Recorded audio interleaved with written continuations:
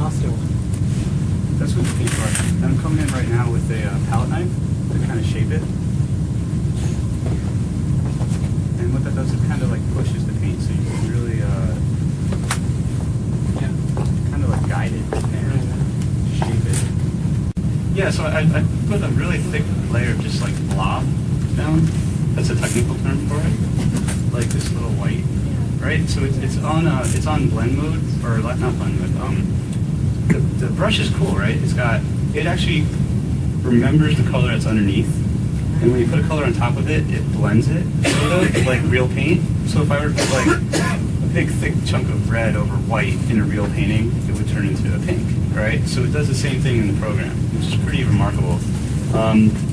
That's another reason. This program, I was talking about this earlier today, how robust the program is, which really makes it stand out among any of the other programs that are available right now.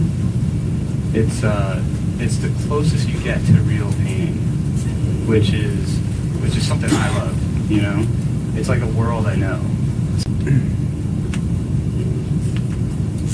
But the blob area, right? So hair is really easy.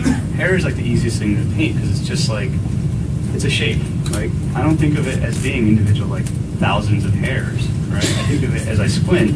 There's a dark, a light, and then like another light, a super highlight kind of cuts through the middle, and then you get dark, and then you get a little bit of the skin that kind of comes through where her hair is parted. And I think of that just in terms of the values and the shape. So it's simplified, like, and this is like uber simplified right now. So come in here, we throw that color down there, right? And I use the palette knife to kind of come in and shape it as it curves with the form, right?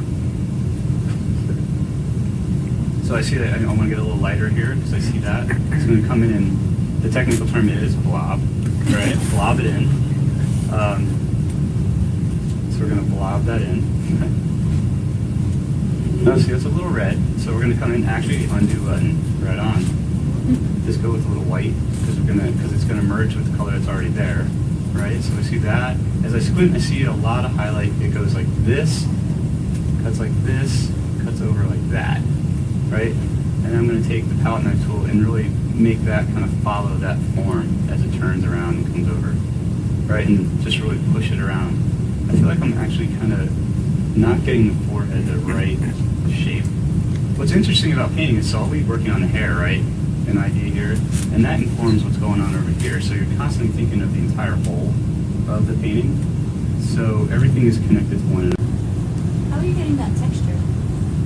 The brush marks. There's a textured brush in here that I'm using, and basically it pulls it out, so it makes it kind of comes out like paint. And so the more paint I overlay, and I'll show you the different brush. The more you overlay, the more you'll have. So here we have even like normal square. We have thick glossy paint, which we'll play with right now to kind of show you guys what it does.